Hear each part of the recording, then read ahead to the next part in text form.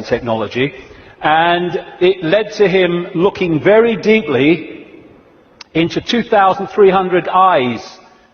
And he said he knew nothing about what I'm saying, probably never heard of me. And he said to my friend, the amazing thing was that about 4% appeared to be of reptilian type and appearance. And that is a recurring number, in my research anyway.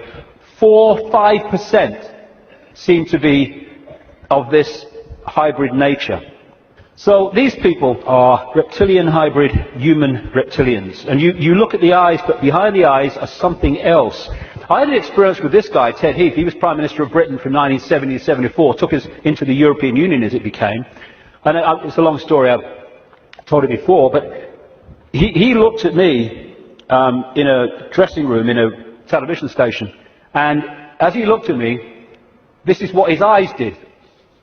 His eyes went completely black, everything.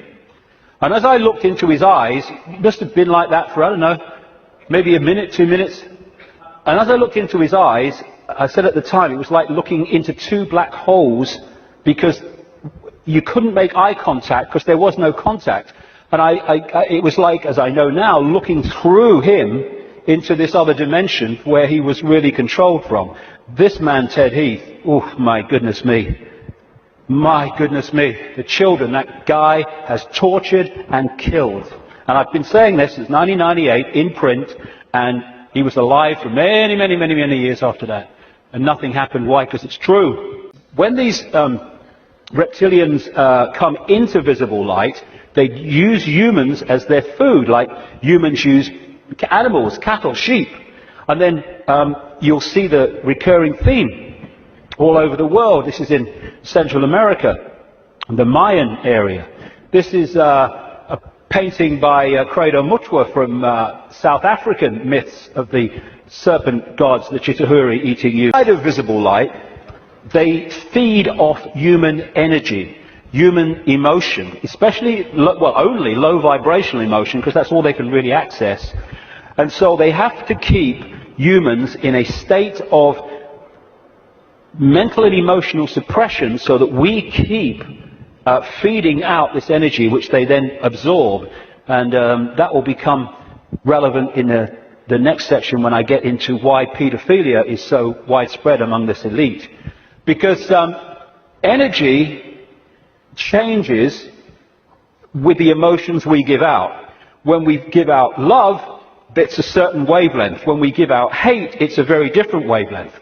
And the friend of mine in Japan has become very well known for taking water, his name is Mr. Emoto, taking water, putting it in a container, and then he'll put words of love or hate or whatever on the side of it, because when you write a word, that word may seem in the decoded realm as a word you can see and read, but in the vibrational realm it represents a vibration. If you could see the vibration of writing the word hate to writing the word love, it would be dramatic. In fact, you're looking at it.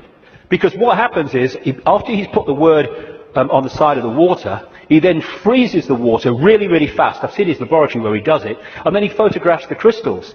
This is the crystal from a water that had love and appreciation written on it. This is the crystal that had hate written on the side of the water.